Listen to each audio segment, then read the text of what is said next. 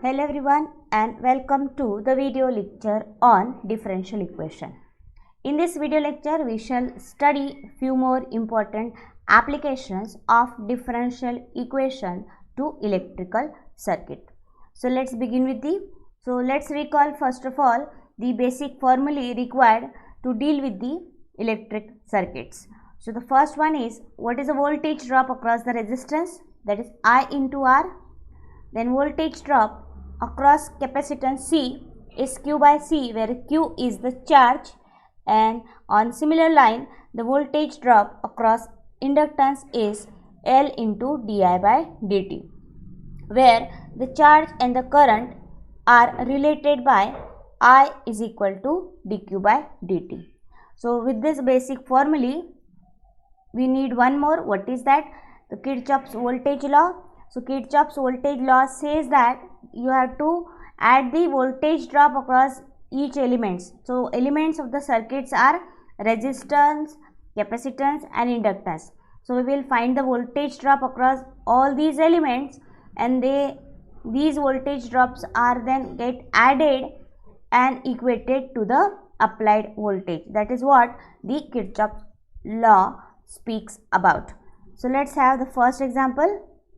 So when a series resistance R ohm is connected in series with an inductance L Henry, EMF E volt and the current I ampere is given by. So here in this equation the expression or the differential equation governing the RL circuit is already given, and certain values of the constants are given. We have to find out I as a function of t. So let's begin with the differential equation given. See here, the voltage applied is a variable source which is a function of t and given as 10 times sin t. So this we will apply here. Right. Now this is a linear differential equation, as we have seen earlier. This comes out to be a linear differential equation when I will divide by L with I as a dependent variable. So quickly we will find out integrating factor. So here P is R by L. So it is e raised to power integration of R by L, that comes out to be e raised to power R by L times t. Then the solution is given by the dependent variable I into integrating factor equal to integration of, this is q, 10 sin t upon L is q according to the notation of the linear differential equation. Then into integrating factor, we will write integrating factor dt plus constant of integration. Let's simplify this. So 10 by L is constant, take it outside. We have the term integration of only sin t with e raised to power R by L times t. This we have. So this we are going to integrate by making use of the formula. This e raised to power ax into sin bx is e raised to power ax upon a square plus b square a sin bx minus b cos bx. So here we need to find out what is a and b. So in our case a is nothing but R by L and b is nothing but 1, right? So we will applying this in this particular formula. So what we have is 10 by L constant was already there, e raised to power ax, in place of x we have t, so e raised to power R by L times t upon a square, that is R by L whole square plus b square, b is 1, so 1 square is 1, a, so R by L sin bx, so sin 1 times t minus b is 1 cos of t. In this way, just by applying this formula you will get the integration plus constant of integration. Now simplify here, again we will rewrite it. So here you can take the LCM R square by L square.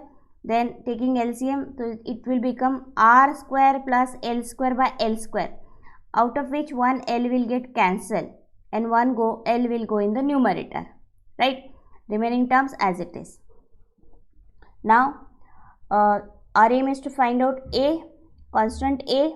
So apply the condition. By default initial condition given is I equal to 0 when t is 0 to this equation. What we will find when I put I0, this left hand side is 0, t0, so e raised to power 0 is 1. So what we have, 10 L by R square plus L square left, then sin is 0, So this complete term 0, first term in the bracket, and cos 0 is 1. So what we have? Minus 1. So what we have? We have 0 equal to minus times 10L by R square plus L square plus A. So ultimately we get A as 10L upon R square plus L square.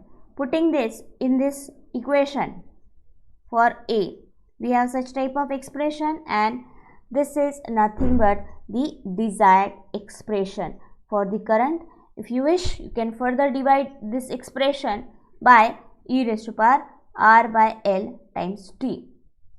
In this way, just by having the expressions or differential equation for the RL circuit and using the given knowledge, right, as well as the rules of integration, one can get the answer easily. So let's have the second question. When a switch is closed in a circuit containing a battery E, a resistance R and inductance L, the current builds up at the rate given by this. Find I as a function of T. So here we have to find out I as a function of T. That is the first task. How long will it be before the current has reached 1/2 its maximum value, if these are the values given. So the next part speaks about that what will be the time when the current reach half of its maximum value. So that is what we have to find out. Here we have to find out two things. First, I as a function of T, and second, the time when the current reach half of its maximum value. See, recall quickly, in the previous video lecture we have obtained the maximum value of current, and that is nothing but E by R, right? So that we are going to use here. So first of all, start with the given differential equation. Then simplifying it, we will have a linear differential equation. Find out immediately integrating factor, that we know very well, right? So what is the integrating factor? So here nothing but this is P, right?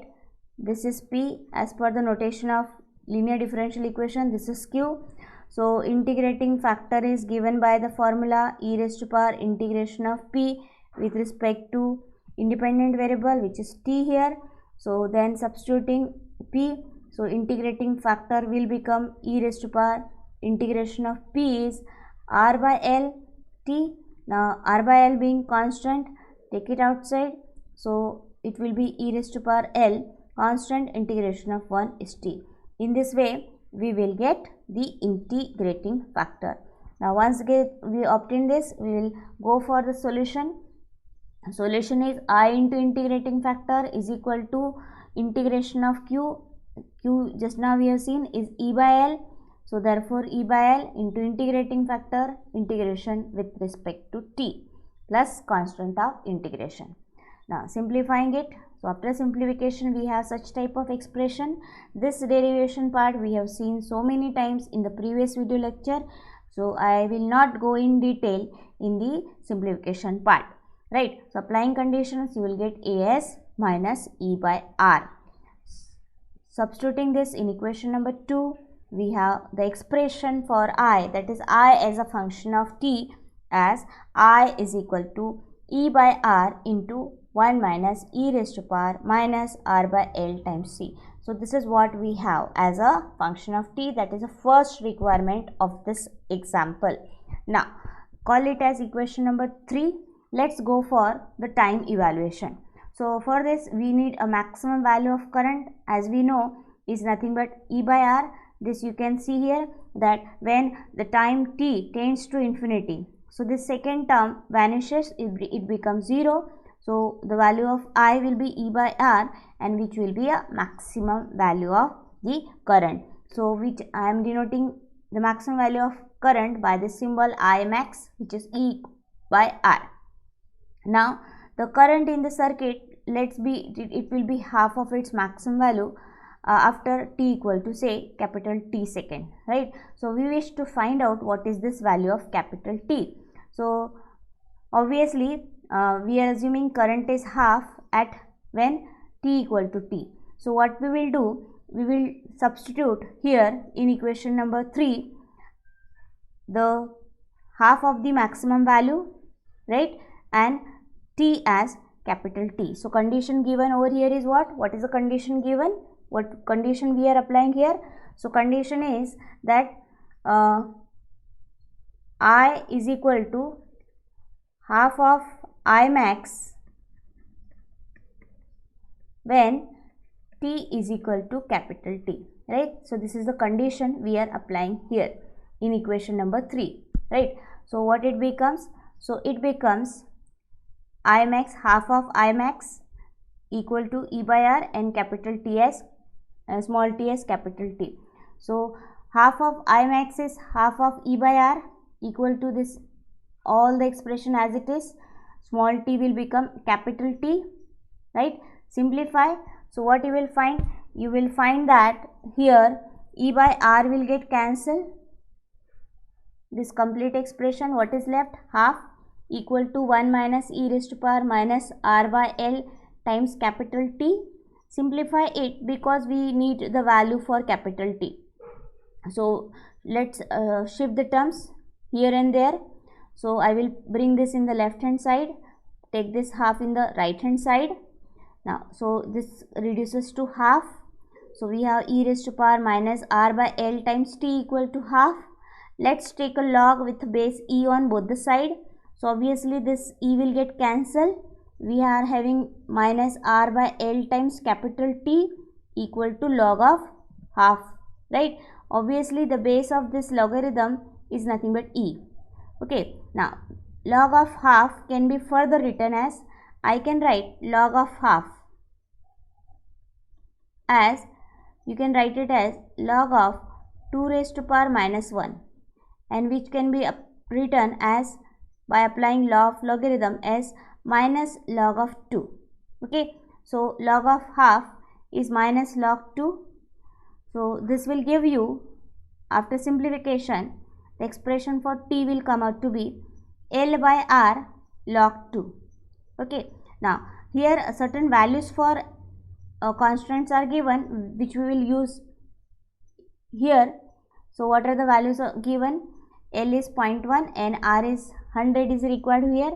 There is no use of E because E will get cancelled, right? So we will put L as 0.1 and R as 100 into log 2.